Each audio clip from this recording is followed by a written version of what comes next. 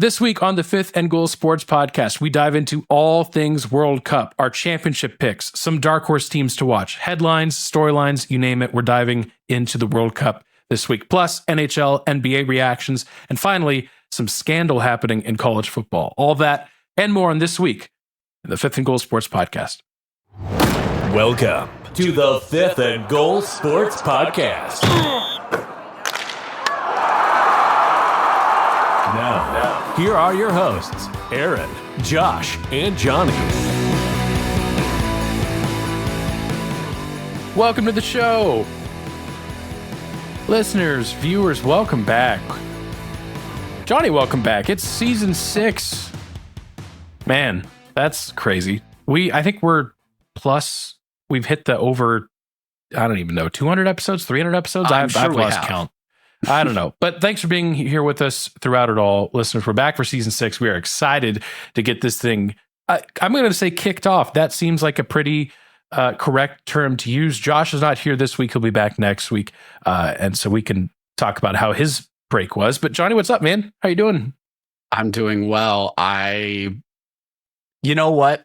I think, and I knew this was going to happen, those two friendlies for Team USA really got the juices flowing when it came to World Cup soccer. Like, good showing against Senegal, even an okay showing against Germany, and like good atmospheres from the American sides. I'm ready to go. Like, I'm just sitting here kind of like, okay, is it Thursday yet? That's how I'm feeling right now. Yeah, World Cup will be here before you know it. Listeners, if you're literally listening to this the day it comes out, tomorrow is the World Cup, or depending on if it's later, it's already happening, or you are strange and you're listening to this 3 years in the future. If you are, hello. I don't know what I want to know 3 years in the future. I'm sorry about our predictions. Well, yeah, of course, that goes without saying. I guess, what am I wondering in 3 years? If the Panda Express that's about to go in right next to me, is that still there? What? Where? By Canes. I'm pretty sure there's a Panda going in right there. That's what's going in next to the Canes? I'm sorry, guys. This is more important than the World Cup. Yeah, World Cup. Sorry, we'll talk to you next week. This week, an hour just about Panda Express. Yeah, so I think that's going in. So there's a lot of other questions I'd ask, like, hey, what number of teams are allowed into the college football playoff? That might be one of the first things I ask. That's not what the show is about. So here's my segue. You don't want to be back. Depressed, Aaron. You wouldn't ask that. We got to start out on a solid note. So here's my segue. Speaking of expanded playoff, the World Cup expanded playoff format this year in 2026. It will be expanded even more. Jonny, you and I have put together our collective single shared brain cell on what we think is going to happen in this World Cup. First of all, I just want to say you should go check it out. The Fifth and Goal Sports World Cup preview is live right now at fifthandgoalsports.com/World Cup. So do yourself a favor, check that out. We've been releasing videos on our thoughts for each group. One of the things we did not get into necessarily in that preview, even though we did break down all 48 teams, is the format itself. Like we talk about, okay, if you're a third place team, it's not difficult to advance. But when you sit down and just look at this format, 48 teams, 32 of them make the knockout stage. What's your feel? Because I have my feelings as a pretty non-soccer fan, bordering on casual fan. You're more of a diehard. What are your thoughts on this 48-team field? It's not my favorite thing, especially when they threw it out there for the first time. But it is something that we're used to as soccer fans, because the Euro Cup does something very similar with the top third place teams going through. And that has never felt like it's taken away from that tournament. That tournament's outstanding, and there's so much quality on the European continent that it's never felt like undeserving teams are going through.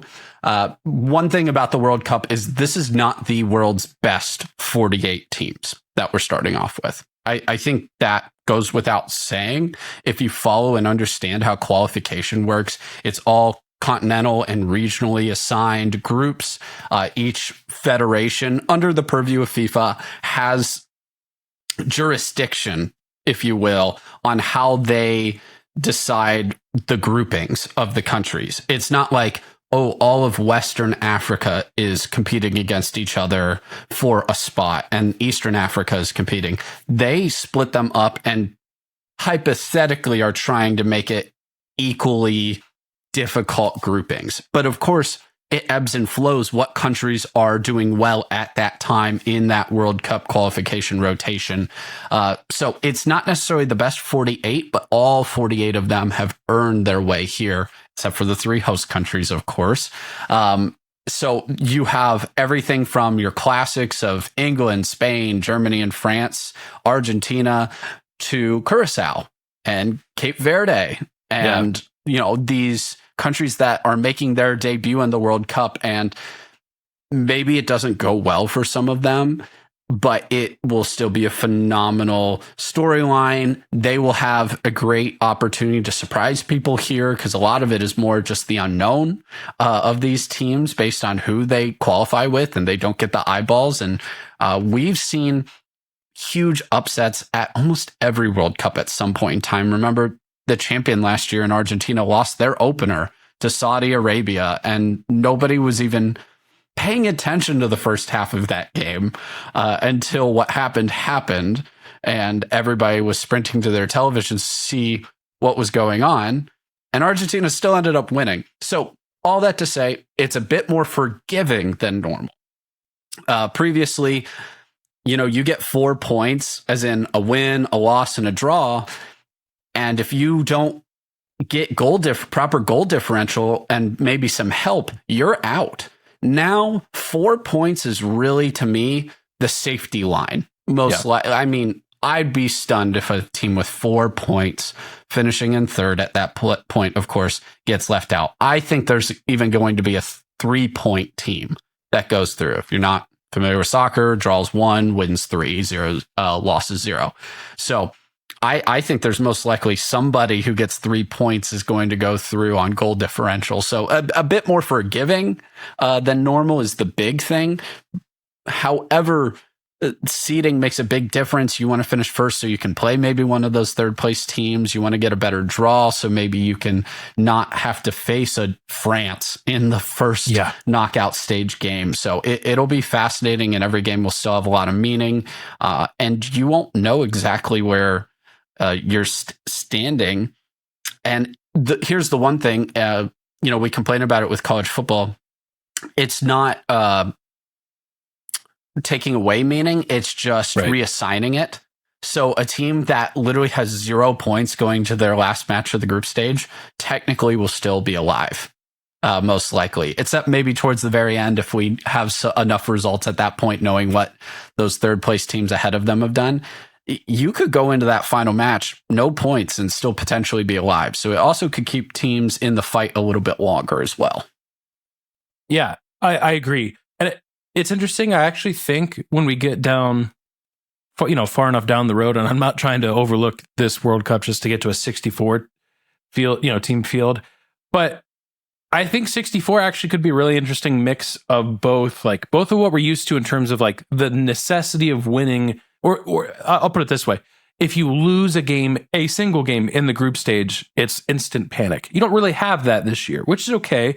But when we do have 64 teams, eventually you're going to get that, because then it really does become only the top 2 teams advance. The other side of that, though, that I'm curious is yes, I absolutely love that Cape Verde and, Curacao and some of these other teams who are debuting for the first time in a lot of ways because of the expanded format. I absolutely love those stories. If you're not rooting for those teams, you have a cold, cold heart. Now, it's great now. It feels super good that Curacao has advanced to the World Cup for the first time ever, the smallest team by population to ever do it, or Cape Verde, smallest team by literal land size to ever do it. Am I going to feel the same way in 2 weeks if Curacao, what was the team? Oh, I just wrote their preview. There was a team that way back in the 1960s, their lone World Cup. They made it. They were excited. They ended up getting beat combined 18-0. Was this the Congo? I can't remember off the top of my head. Yeah, I think you're right. I think it's DR Congo. Yeah. Yes. So it's okay, I love the fact that they're there. I'm obviously going to be rooting for them. I'm not going to be one of these people. I don't think that's going to be well, good for them. I hope they enjoy getting beat 7-0 by France. They're in the they're in the World Cup. Who cares? They already accomplished the goal. We kind of said as much in the previews, Aaron. Yes. That doesn't mean that they're just showing up and like okay with losing, but there's a reality. And I actually feel like fans of these countries usually have that in mind. And that's one of the beautiful things of this game. They could be losing 3-0, and those fans will still be singing their songs and chanting away and loving that their country is represented and here. For some countries, and this is the difference of the expanded playoff, not that this didn't occur before, but especially now, the goal is achieved. This is icing on the cake. They want to get on the board. If they can get a positive result in one of their matches, that's awesome. Yeah. So I hope that does happen. I just hope that what doesn't happen is we're 48 now, we're 64 later, and we just routinely run into just these insane blowouts. Yeah. You know what? And if that's okay, that's okay. I think just even expanding the field, allowing more teams and more countries to even experience what this is like who knows how much that may help. It's only going to help Curacao to a certain extent. Like, it's not like they're going to be able to double their population between now and 2032. But for some of these countries that are maybe making it in for the first time ever, or a first time in a long, long time, what kind of, renaissance does that bring in their country of just people playing the sport, people being involved? I'd like to think that could happen. I'm not sure it's happening here just yet. I hope I'm wrong about that, though. Because let's get into that. It's a great point, though. There's countries like Jordan, Iraq, Norway that haven't been to the World Cup in a long time. And that's a great point. Those aren't the tiny island nations or whatever. They're countries that do have some previous World Cup success. Or this is, I believe it actually is Jordan's very first time qualifying. But Jordan and Iraq and Norway do have the population, and I know the soccer following, that maybe they're not going to necessarily be World Cup champions at any point in time, but they can have legitimate success. Norway has in the past. They've been gone for a while. And absolutely, that's a fascinating aspect as well. Yeah. Well, I sort of alluded to it. I made a sarcastic joke that I'd like to see soccer develop in other countries like ours. You talked about at the beginning, U.S. played a couple friendlies. Kind of mixed results. It was Senegal, I believe, that they played 3-2, which was like, okay, could we beat Senegal by maybe more than that? Okay. And then Germany, we lost 2-1. On one hand, I'm like, it's not terrible. Like, that's kind of what I expect. We've, had our comments about the U.S. soccer in the past. Yeah. Maybe we'll be grumpy here in 2 weeks when it's not pretty or when they barely squeak out of the group stage. Maybe they win the whole thing. Where is your expectations now? Because you said you watched both friendlies. I did not. I'll just be straight up honest. I'm saving my U.S. soccer. I'm keeping my U.S. men's soccer time at a minimum, which means that I will watch every second of all 3 group matches. But what's your take on the U.S. As we're just days away? Sure. I think I said in the preview, if Chris Richards has to be healthy and playing, he has to. Yeah. Senegal, that's a great win. It's actually a great win. And Germany, they're better than you would. Yeah, they're actually Senegal's legitimately a great. Very good team. If you don't follow soccer, you don't necessarily know that. That is potentially the top team in Africa, depending on who you ask. Read the preview for more information on that. But Senegal is an outstanding team. I think they have a great chance to make a run in this tournament. Germany is Germany. Even if this might not be the best German team in the world, outside of the first 10 minutes, the U.S. looked very good against them. And one of my main concerns usually is Team USA doesn't look like they belong on the field with those teams. Now, that's a very low bar, and I hate that. But the lasting impression that I still even have in my mind is a horrendous showing in Copa America. We didn't even get out of the group stage. And then in the last World Cup, getting defeated by the Netherlands in the round of 16 and looking like we had no business being on the field with the Dutch. Aaron, we watched that game together. I think we're 5 minutes in, and I was just like, oh, we are in so much trouble right now. So this is a U.S. team that's not based on the counterattack. They are based on possession, and they want the ball, and they want to dictate terms of the game. That's not something that's typical historically for a U.S. team. What that does mean, though, is they're going to be more vulnerable when they turn the ball over to counterattack themselves. And the group that they're in is going to be teams that are equipped to counter. Australia is not going to be, ready to throw everything forward at us. Paraguay, the exact same. Turkey will be a little bit more fluid than those two. But we are going to actually have to take the game to these opponents. It's not something that we're necessarily used to other than in our own region. We have to do that in CONCACAF, but we're not used to doing that usually in these big competitions because we're typically the underdog. So how we react to that in the group stage will be really interesting to see. Chris Richards is vital. Tim Ream, love the guy. He's the captain. He's 38.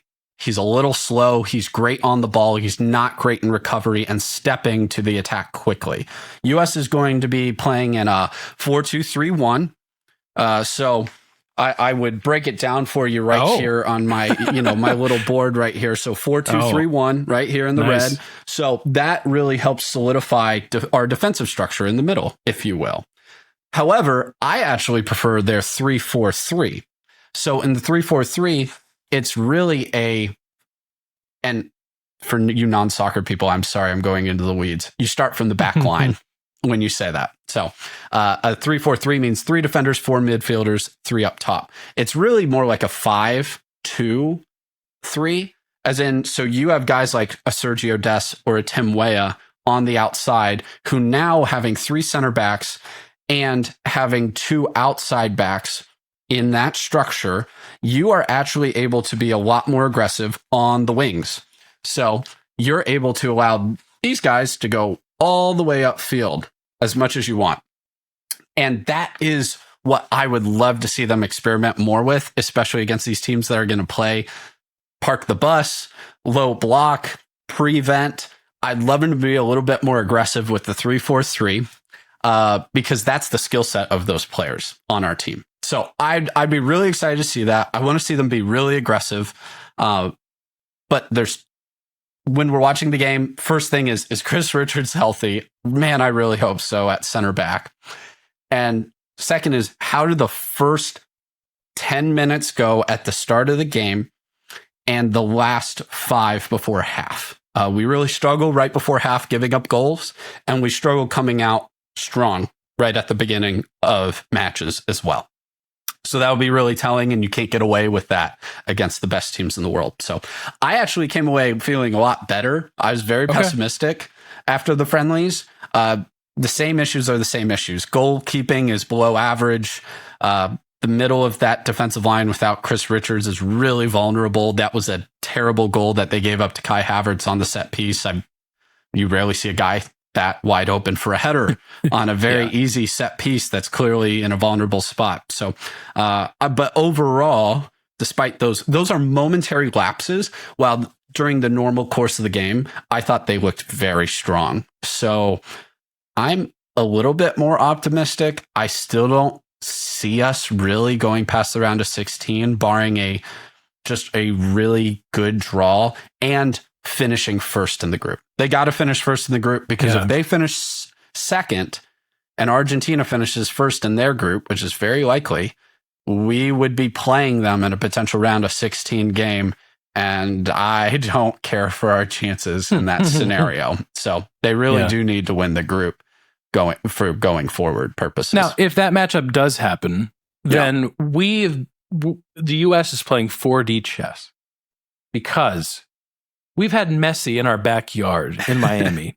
And we've actually, despite how well he's been playing, we've actually been inundating him with American soccer to cripple him when it comes time for the World Cup.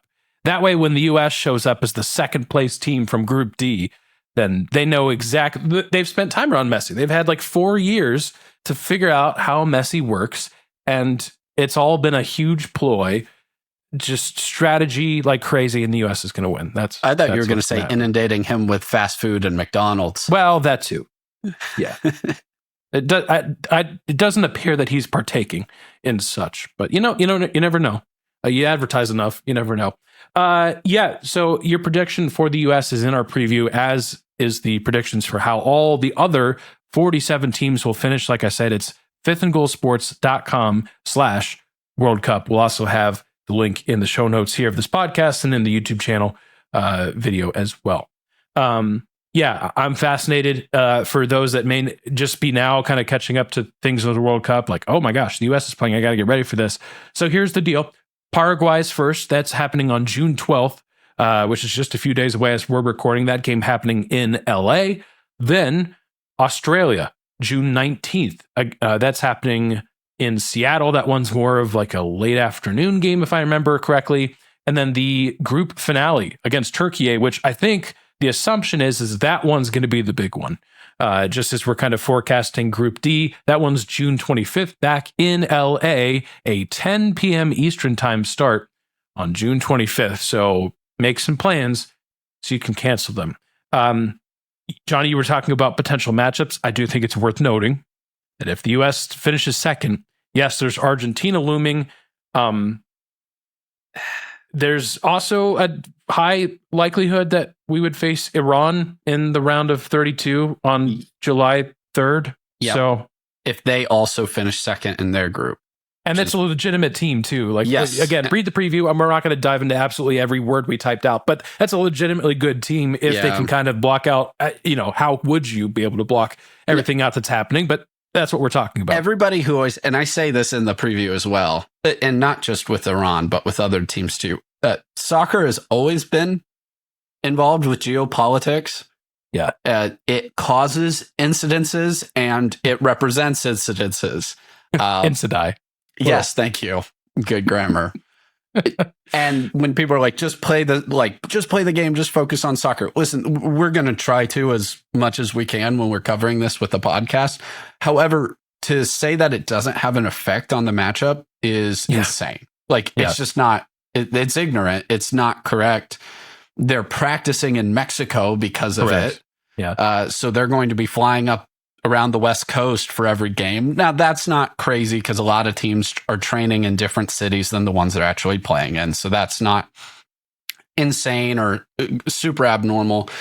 However, to think that they're not going to be motivated or are they going to be distracted, it's hard to know. But I have a hard time believing it's just a neutral outcome of what's going on. I think they'll either be distracted or maybe they'll be pushing too hard, or they're going to be insanely motivated and they'll play even better. And they're a very solid team, is Iran, and they have a great chance to finish second in their group. I have them finishing second in their group, but they'll be fighting it out with Egypt to see if they can get there. So we'll see. Maybe that matchup never happens and it's just pure hypotheticals, but it could. So, and certainly would matter. And there would be some real talk around that matchup. Man, that'll be something. One other thought, just kind of overarching, we'll get into our actual predictions here in picks of the week here just in just a few minutes, but a lot is being made right now, mostly on social media, of the heat that a lot of these teams are dealing with. And now some of it's legitimate because some of these teams are parked in, the southern US, and it's, Josh, our Dallas resident, isn't here to back us up, but it's hot outside in Ohio right now. It's like you walk outside, it's like a wet blanket throwing up on you. It's like hot, 90s humid and stuff. So I get it, but there's so much being made about the heat here, and we kind of, as Americans, we kind of make fun of it. I think partially we have a right to do that. There's going to be cooling breaks at every half, I believe. Yeah, that's already built in. Is there anything to that? Is there any specific team that you're like looking at, and for whatever reason, maybe it's like the kind of structure they're in, or they're just like extra active compared to other teams that you're like, oh man, like the heat, that could actually be a factor for this squad specifically? I don't know about a squad specifically, Aaron, but let's remember the venues. Depending on the venue, you're inside or outside. Everybody gets a hydration break, but if you're inside, it's going to be temperature controlled. That's insane. That doesn't mean you won't see cramping. There's always some cramping in soccer. It's a really long match, especially when we get to the knockout stages, if we have overtime. But it's really going to be inside, outside dependent. So I don't think if you have most of your venues indoors, not a big issue. However, there are several venues that will be outside, especially thinking of Kansas City. It can get really hot and humid. And I think that's the key word is humidity. It's not that it doesn't get hot in Europe during the summer. I've been to Europe in the summer. It gets plenty hot, but it's not remotely as humid typically over there. And so, that thickness that you feel, especially in the South this time of year in the middle of the summer, that's going to be rough. I will say, if you're saying who maybe adapts to it the best would be the South Americans and the African nations. South America, they have to be thrilled. It's pretty much in their time zone for their fans. Not as big of an issue for them body clock wise to adjust, given every team's been here for several days, at least at this point. And then a lot of these African nations as well, especially countries that maybe don't have necessarily the Mediterranean climate, although I know there are many of them in the World Cup that do, they might be a little bit more used to that dealing with that humidity, as well. So I expect it not to affect them to the same extent. And those South American teams, remember, got the experience in the Copa America as well. So they got to figure out some of the same exact venues, what the weather is like. It was the same time of year. So I expect the South American teams really to have less of an adjustment period, where the Europeans specifically are going to perhaps struggle with that. Specifically, maybe those Northern European countries, Scotland, England, Norway, Sweden are all in this World Cup. And there's been a lot of photos of, I know the Norwegian team, both in their Viking regalia, but also them trying to absorb some sun and get acclimated. They're not used to that up there. Yep. Yeah, the one team that came to mind for that was Croatia, just because it's already an older team, right? Like, Luka Modric is unbelievable. He's 40. He's still again, we write about all this, but he's still 40 years old. He's still like driving the ship, whatever analogy you want to use. But he's 40. It's like Croatia's an interesting mix of really, I'm not going to say really old. No, really old. They're really soccer-wise, they're really old. Okay, really old. And then a combination of like really young, like potential stars on the rise for Croatia. But is it a thing where the heat or other factors mean that the older players, rather than it being, hey, we're super experienced, we've been to X number of World Cups, it turns into, oh my gosh, I can't breathe. My legs feel like they're made of lead. Yeah. And then the young players are like, oh my gosh, what's happening? Our old veterans that are trying to show us the way, they're struggling. And then it kind of all falls apart. I don't think it falls apart like Croatia's still getting second. Like, to me, that's still the floor for Croatia. But they play in Arlington, which is notably going to be inside. But then they're in Toronto, and then they're in Philly, the latter two outside. I don't know. No, but Aaron, that's a good point. Two things with that is that I'm glad you brought up specifically Croatia and Luka Modric is this World Cup will be the last for many, many stars on the international stage. Which is what we said 4 years ago, too, it's by the way. what we said, but they'll be forced into retiring now at this point. Neuer's even coming back for the World Cup for Germany. So, but like, goalkeeping's a little different. As long as you have your reflexes, you're okay. The wear and tear is not exactly the same. My goalkeeping friends, you calm down. It's okay. But Neuer, this is the last run. Messi, you have to believe this is the last run. He's 38. This is Cristiano Ronaldo's last run. No, don't say that. It is. He'll be 45 and representing Portugal as the host nation in 2032 or 2030, whatever year. It's ridiculous. It's just make him the mascot of the tournament, but he can't be playing. But Neymar's even coming back. I don't know what his role really will be, but he's on the squad for Brazil. I think will be his role. Modric is there. Casemiro on Brazil as well. Like, you have all of these guys, and I'm forgetting people as well, that these are international top tier stars that have been around the game for me almost since, I could recognize what was going on the television screen. So sit back and enjoy these guys. It will be their last dance on the international stage for a lot of them. Maybe a couple of those European guys stick around for the Euros in a couple years, but I don't know if that's super likely. So, and it's a great point. This is a transition World Cup, if you will. We are going to see some young stars come out of nowhere, which we see every year every time we have a World Cup, but maybe even more so now. The old guys are transitioning out, and we're ready for some new stars on the world stage. So I'm excited to see them. You know, you have Yamal, and Mbappe's not going anywhere in 4 years. He was so young when he started internationally for France. So you have some stars already there that have budded, but we're going to find out who the rest of them are that are on the rise up. So it'll be really fun for that. But let's not get ahead of ourselves, and let's just enjoy watching some of these greats for the last time. Yeah. And to that point, Ronaldo is already the only player ever, well, until Messi does it, to have been in 5 World Cups when he appears probably off the bench for Portugal. It'll be number 6. We don't know. I mean, the expectation, though, I think, is that he's going to be more of the closer for Portugal, kind of like he was 4 years ago. But he's got that on the line.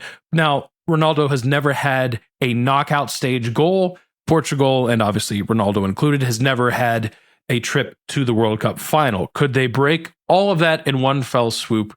We're going to find out. In fact, we'll talk about that, because let's make some picks. We've got a lot of other sports happening. So yeah, picks of the week.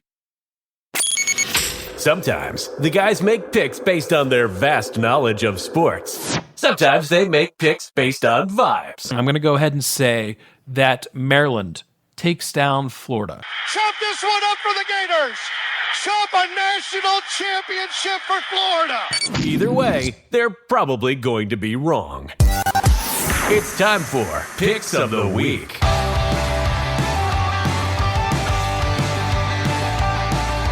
We've got a lot to unpack here in Picks of the Week. If you remember, if you listened to the season 5 finale, we had a lot on the line. Mostly our pride. Because we were entering episode 20 of season 5, a 3-way tie. We bet it all on the SEC baseball tournament. And the 3 of us, myself, Josh, and Jonny, not only did we not pick the correct champion, we didn't even have a semifinal team. So, and we made the rules that, you know what, if we can't, the 3 of us, with the bracket in our hand, with the odds in our hand, with all the knowledge that we need to pick an SEC baseball champion, if the 3 of us combined can't do it, editor and producer Chris should win. Well, editor and producer Chris has won because, again, we did not have a team even make the semifinals of the SEC tournament. And now, naturally, that we're in the NCAA tournament, half of those teams, including my Alabama Crimson Tide that I picked, are in the literal College World Series. So go figure. Anyways, so Chris, congratulations. He wins season 5 Picks of the Week, deservedly so. As my power is thinking about going out, that was a fun flicker for those that saw that on YouTube.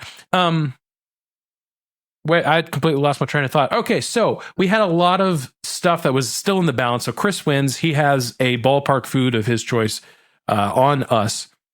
Our current scoreboard for season 6 is myself with 3, Jonny with 2 points, Josh with 2 points. And if you're just joining us, if this is your first episode, first of all, hello. Second of all, we usually have another co-host named Josh. Third of all, how would we have points if the season's just starting? Well, we had a lot of carryover things we picked. So I will do my best to get through all of the different things that we have picked that are final, that have come to fruition, that have scored points because we somehow got something correct. Jonny, congratulations. The EPL has finished. Arsenal has done what they either have never done or have not done in a long time. Long time. No bottle this time.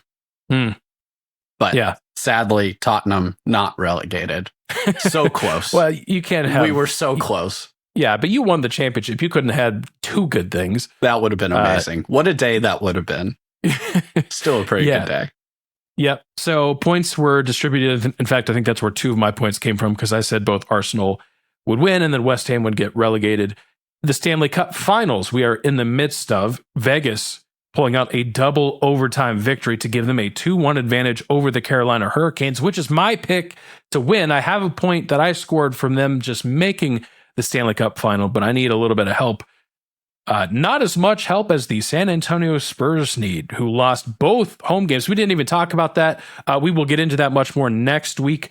But the Spurs down 2-0. They're playing in mere minutes here. Jonny, you had the Spurs winning it all, if I remember correctly? Yep. So I had the Spurs. We all had the Celtics in the East. Ugh. So that was a pretty rough pick for us. We're not alone by any means. But no, I had the Spurs in the final, as did Josh, I believe, had the Spurs in the final. So and I could still get one because I had the Spurs actually winning it. Josh had the Celtics. Yep. So I think that covers it all, as far as I know. So this week, we're going to pick up right where we left off with World Cup, because in all of that, we didn't even really tell you who we have where in our bracket, mostly because we don't know, because the bracket is going to look, it's hard to really predict this bracket, especially now that you have the third place teams in the mix. But we're going to do our best. So let's actually start with our dark horse team. So we're going to give you our championship in a minute. But what we're going to do with a point on the line is we have to pick a team ranked outside of the FIFA top 25 to make the knockout stage. Now, again, it's not super difficult to make the knockout stage, because remember, 8 of the 12 third place teams will do so. But the bonus point goes to whoever correctly picks the lowest ranked team to go to the knockout stage. So it's a fun game, because you could pick team number 26 and that might be a safe bet. But if someone picks number 40 and they're also correct, they win the point, not you. So but you also don't want to pick, like, again, no offense, but Curacao probably not advancing here. Okay. Man, taking a lot of strays on this show which today. Is not the intent at all. Are they the Blue Sharks? I can't remember who the Blue Sharks are. That's Cape Verde. Well, them too. Good for them. Okay, so I will start. I have South Africa ranked number 60, advancing. They're in Group A, so you're going to see this team very early on. In fact, you're going to see this team the very first match of the World Cup. If that sounds familiar, that's exactly how the 2010 World Cup started. When you flipped on the TV and heard Vuvuzelas for the first time, that's the match that was playing. Yeah. So I don't think they beat Mexico, but I think that this group is open for the taking. Now, Mexico is considered the favorite, maybe South Korea the other favorite, and then you have Czechia. I think to get here, what's going to happen is South Africa is going to beat Czechia straight up, because they're going to need 3 points from somewhere to advance. Yeah. And then I think they find a way to draw against South Korea. Oh, okay. So, because I don't think they beat Mexico game 1. Mexico is the host nation. Right. Like, there's a lot working against them. Now, we talked about this in one of our preview videos. The alternate could be true, where if, let's say South Africa goes up 1-0 against Mexico early, Mexico just looks not good at all in offense. Like, they have not played super great soccer recently. Could it become a thing where, and by recently, I mean like in the last 4 years, really since the last World Cup, like nothing really to speak of. Could it be a thing where now, instead of, host fans being, yeah, let's go, we're hosting, yeah, it's like, oh, our team sucks, we hate you. They can flip on you quick. Yeah. So that's the only thing I could think of. But no, I don't think they beat Mexico. I think this game in Mexico City. But then they beat Czechia in Atlanta, and then they go back to Guadalupe and somehow draw against South Korea. That's I'm going to say that's the path here. Wild. Hey, I love that pick though, Aaron. It's a really good pick. I completely disagree in the group, but that's what this is all about. So that's a fun pick. I absolutely love it, and I agree.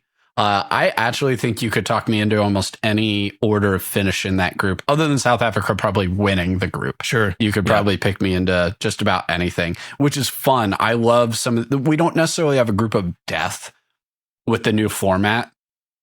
But you have several groups where it's a very leveling out playing field. And I absolutely love that. Speaking of a group that's not remotely a leveled out playing field, I'm going to pick Scotland, who's number 42 in the FIFA World Rankings, which that's just for our picks. Don't pay attention to the FIFA World Rankings. They're not very accurate. The US is like always 13th and they're way too high. I know I was talking optimistic about them earlier, but 13th is ridiculous. Anyway. I digress. Moving on to Group C.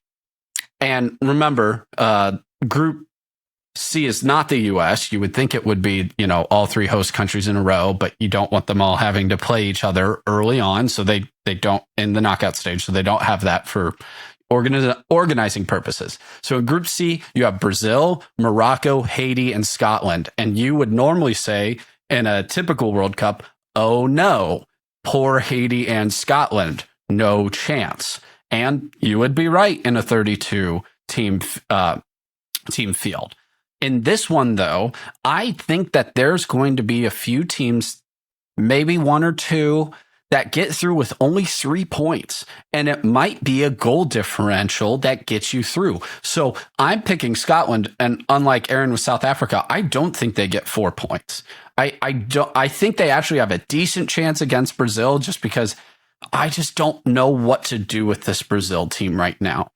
Brazil's always at their best when they provide some cohesion and structure to their uber talented individual play on the ball. And I just haven't seen that for several rotations in a row now. So maybe I will be proven wrong and Brazil will come out and have a wonderful tournament, but I don't even have them finishing first in their group. I have them second behind Morocco. I don't think Scotland will beat Morocco either. I know they're the darling of the tournament, but man, I love that team.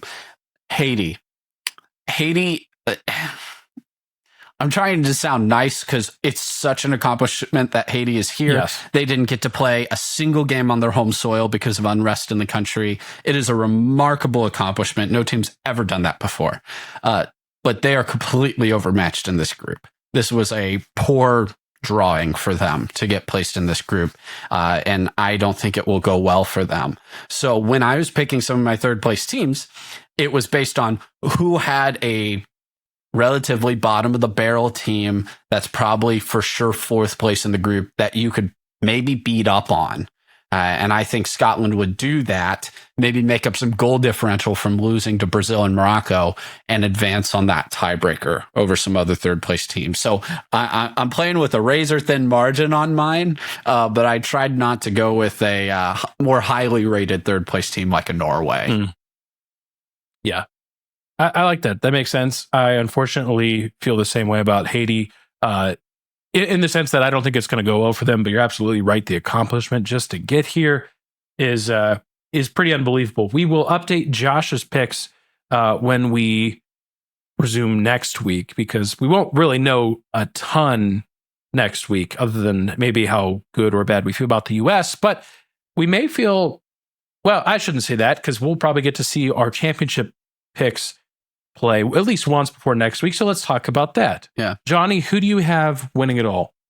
I don't feel good about this pick, but let me tell you the genesis of it is winning back-to-back World Cups is nearly impossible. It's only happened twice. It was over 50 years ago, I believe, maybe even longer than that, 50, 60 over years 60 ago. Now at this point. Yep. Brazil did it. They're the last ones to do it. And Italy did it previous to that. The World Cup was very different back then. And now with an extra layer of games, it's going to be even harder, which is one thing, Aaron, you were talking about the heat. I forgot to say, expect that if teams kind of know what's already happening going to that third game, and Argentina will be one of them who have their lesser opponent last, may rest starters in that final game. You will unfortunately see that potentially more often.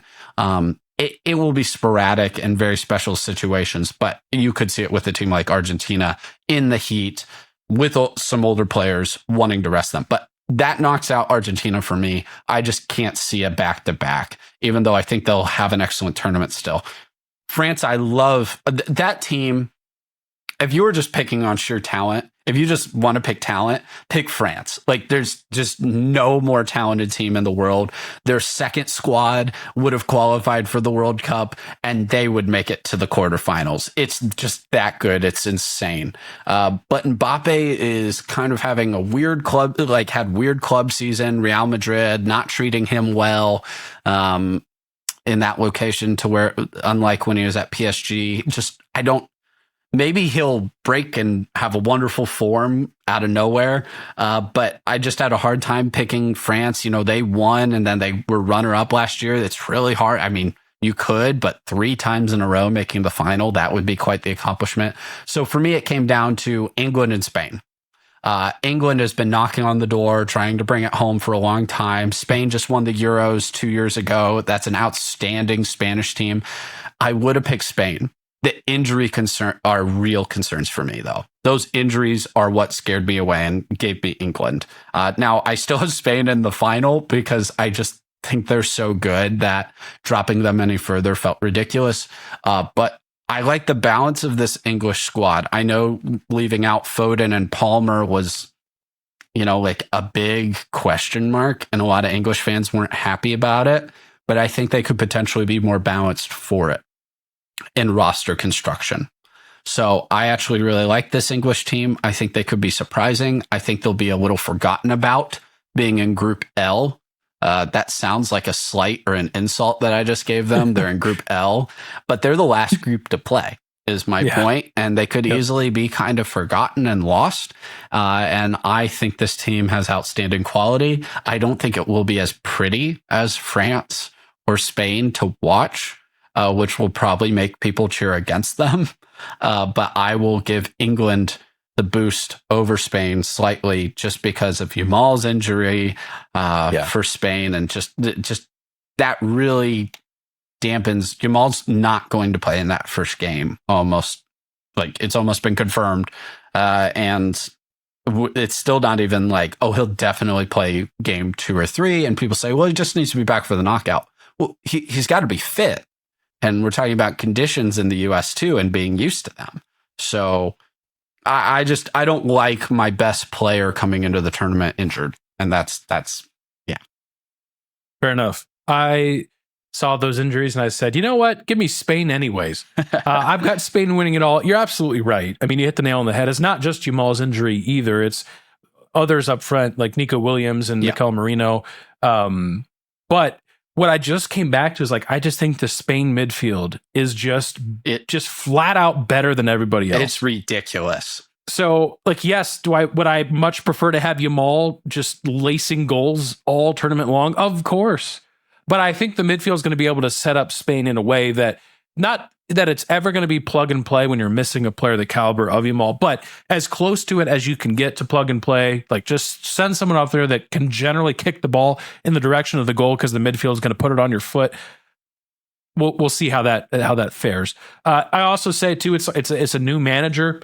They won the 2024 Euro Cup with Luis de la Fuente. The tiki-taka that bores you to tears is not as much a part of this team as it used to be. So I think that could be helpful as well. And I do have them playing against France. At the end of the day, because it's difficult to know how this bracket's going to shake out, I did the same thing that you're talking about, just kind of looking through the rosters. And part of it is a little biased, putting these previews together and just really sitting there thinking, oh yeah, this guy's going to play there and this guy's going to play there. And they have that guy on the bench just waiting to come in if something happens. That France team is wild. Yeah, the depth of the French team, you mentioned it, I think is unparalleled. So even if if Mbappe is 75% of the player that he's shown in the past, that may be just good enough. Also, you bench him and put somebody else in, and that I don't know, Olise is there, and Dembele, and they don't lack attacking options either. If the lid is still on the goal for Mbappe, it's not oh man, what do we do now? There's not a thought. They have endless numbers of opportunities and players to score. It's a dragon's hoard of riches in France. Yes, it is indeed. That June 26th game, France, Norway, Mbappe, Holland, just inject that into my veins. That'll be fun. So I've got Spain over France. Just to recap, you have England over Spain. We'll get Josh's picks for next week. He can talk about those. I've got South Africa as my super dark horse team to make the knockout stage. You have Scotland, and that is our predictions for the World Cup. Kind of. Again, we made 48 of them. So go check it out one last time. Just want to remind you, fifthandgoalsports.com/World Cup. That's the place to get all of our thoughts. And if nothing else, the goal is also it gives us a chance to share our thoughts. The goal is also, and mostly, for you to flip on the TV and you're watching Scotland play one of these group stages against Haiti you're like, okay, this is cool. Like, I'm watching the World Cup. I don't know what is happening. Like, what are these teams? How did they get here? Like, how did Haiti get here? How did Scotland get here? Because it's the first time in forever that Scotland got here. Go watch their video of E01 McGregor announcing their squad. That's great. So we detail all that. We detail the background of how they got here, their qualifying, how they're playing right now, the style, how we think they're going to match up. Like it goes pretty in depth. So it's also meant for you to just sit there and throw on whatever game is on and just say, I wonder what these teams are like. And we did our best to describe them and give our thoughts, which I'm sure we'll go 48 for 48 on our predictions. So that's there for you. Go check it out. It's free. It's on our website. We'd appreciate it if you did that. And let us know what you think. Hit us up on social media at Fifth and Goal Sports on whatever social media platform is your favorite. The guys spent hours scrolling social media, and they found some pretty dumb stuff. Now they want to talk to you about it. Oh, by the way, I did find there is bowling in Dave & Buster's. Woo. Importantly, it's half off on Wednesdays as of 5 years ago. That coupon still spends. Let's go. Good luck. It's time for What We're Following.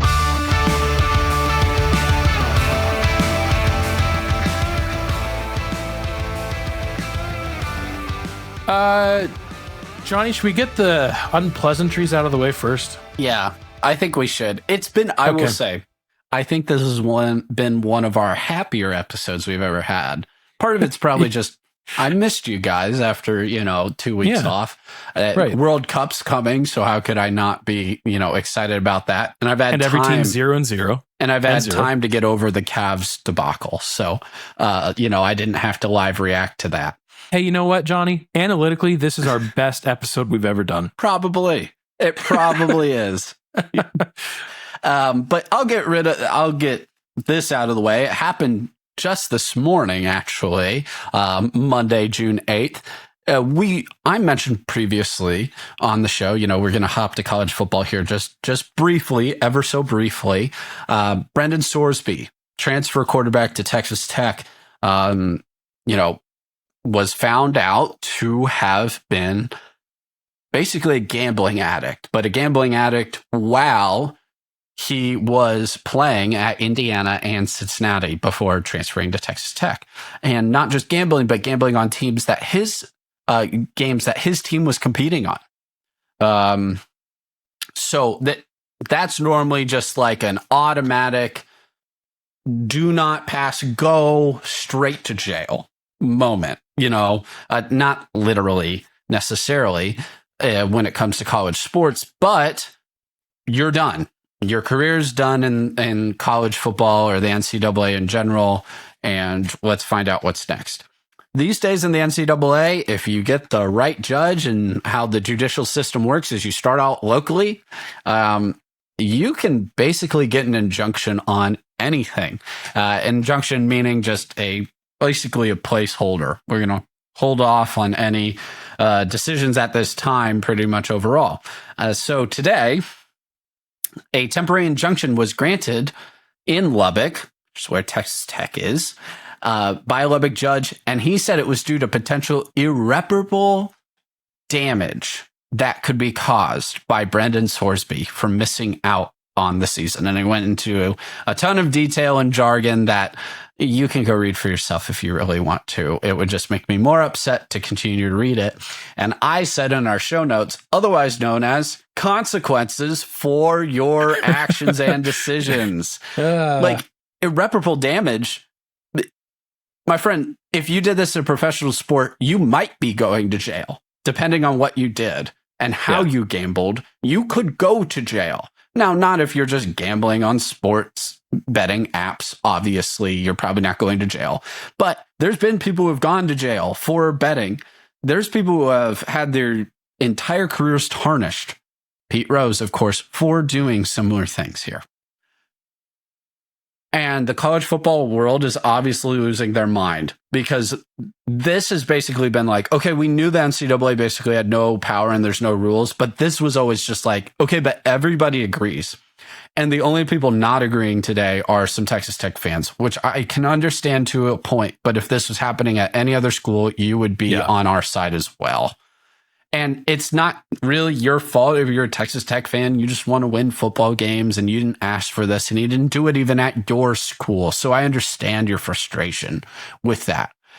Lastly, just factually, the NCAA is obviously going to appeal and that will happen imminently. The problem is, when will the court actually look at it? It's already June. And the point of an injunction basically is to delay. So they're just trying to delay this until the season's over. If they can delay this and not get a court case until the season's over, it doesn't matter. They'll just drop the injunction at that point and not care. The NCAA may look to strip any wins or victories Texas Tech gets, but, who cares at that point in a lot of ways? So hopefully that appeal can get moved up. Listen, I have no hatred for Texas Tech, but there is no way, shape, and form that any player who has gambled on games that his team has competed on should ever compete again. Ever compete again at the NCAA level. Ever. Lifetime ban for the NCAA. I'm sorry, you're done. And to me, it doesn't even have to be on teams like your team competing. If you just compete on your sport, you're done. While you're playing it, you're done. You can't hold off for 4 years. And I hope Sorsby is getting the help he needs, but here's the one thing, and here's the pessimist in me. He wasn't a gambling addict until he got caught, and they could sell it as a mental health issue. I'm not saying it's not, but it's one thing to say it's a mental health issue and I am a gambling addict after I get caught. It's another to come forward and say it. So I'm not saying those are untruthful things, but this is I got my hand caught in the cookie jar, and then and then I'm asking for grace. Like, I'm sorry, what about irreparable damage that's done to everybody, the sport, by allowing this to happen and opening Pandora's box? I wish no ill will on Brandon Sorsby, but this is about the sport as a whole, not about one player. And those are the consequences for your actions, my friend. You should not be able to play this season. And if he does, it will be a wild ride on the road for Texas Tech. Yeah. Well, I'm glad you brought that point up, Jonny, because let's say this is a legitimate mental health issue, which it very well may be. Yeah.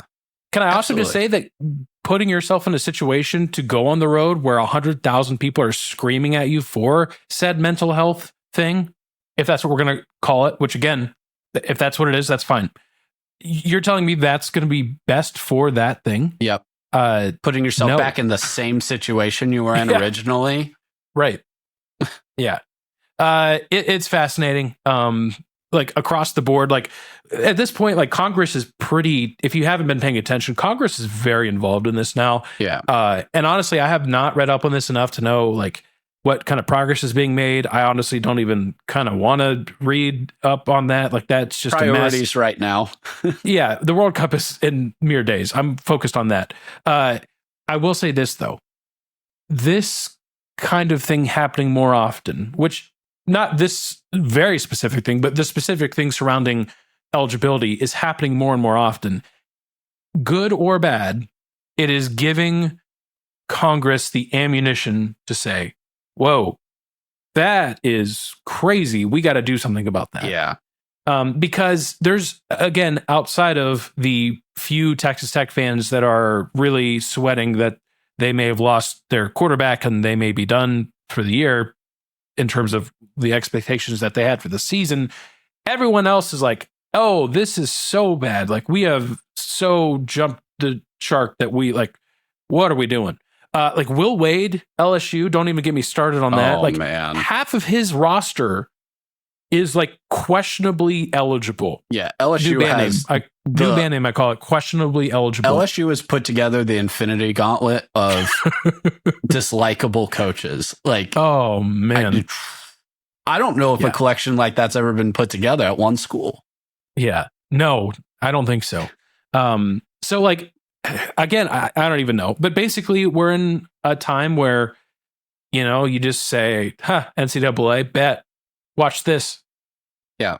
I'm going to go play out in the street. You can't do anything to stop me. I mean, these judges... I've locked you in the house. And this isn't just Texas Tech. All of these judges and all of these rulings are basically alums of the schools that are Correct. like they should be recusing themselves. Yeah. But the issue is it's usually a district or county judge who lives in the area.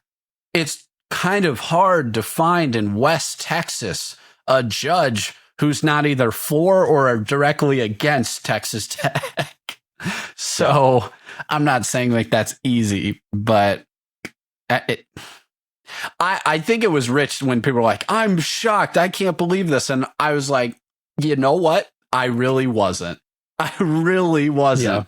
Yeah. You can find a judge to put in an injunction on anything. It feels like anything. Action statement. Go find a judge. Get an injunction on something. Just do it for fun. Yeah. Don't commit a crime. Yeah. Probably not. Something fun. Put an injunction on something fun. Like, I don't know what. Put an injunction on you having to go to work for the next month. Yes. It will cause you irreparable damage to miss the World Cup games. Correct. Yep. Yeah. I will wrap up with this. I had something in my back pocket that producer Chris has been talking about. I'm going to save it till next week because I'd want Josh's opinion on this. But there's a $200,000 Lego scandal happening. What? So we're going to talk about that next week. This isn't about the Ministerial set I just bought, is it? I don't think so. Oh, that's good. Well, it could. There's a non-zero chance it is. What? But most likely not. Let's talk about the NBA for 2 seconds because obviously Knicks and Spurs are happening. Knicks up 2-0 with 2 home games.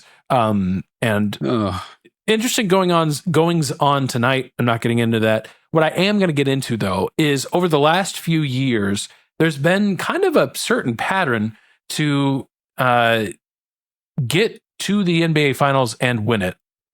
By the way, to your point, Johnny, Chris says you're good. It's only Lego Star Wars. Thank you, producer Chris. Your set is set. There's been a certain path to get to the NBA Finals, and that has been draft well, build your primary core through the draft through homegrown talent. We've seen this recently. I mean, Golden State's the ultimate example of it, but even recent teams, I mean, the Oklahoma City Thunder have really, really done that. You kind of just go back down the line, I mean, even all the way to the Milwaukee Bucks, who drafted Giannis and who kind of built through that. I'm blanking kind of on names that fit that category, but that's been the theme for great teams who have won a title. Boston Celtics, Nuggets perfect example. Nuggets, yeah. All the recent ones that could change because the New York Knicks, their starters, did they draft any of them? No, they did not. If depending on where you kind of snap the line, only one of their rotation players was even drafted. They are paying $50 million in tax alone. So could the New York Knicks prove that, yes, you actually can buy a roster, you can actually buy a ring? And I don't say that to invalidate what the Knicks are doing. Like, it's awesome. Like, theoretically, I'm supposed to hate this team. And as they keep going further in the playoffs, I'm kind of falling in love with the team. Not in like the sense of like, I want them to win the next 5 titles, in the sense that like, okay, you've got like 4 dudes who played in college together and won championships, and now they're here like doing the same thing in New York. Like the scenes of all the New York fans like losing their minds since they haven't been relevant since like the 90s.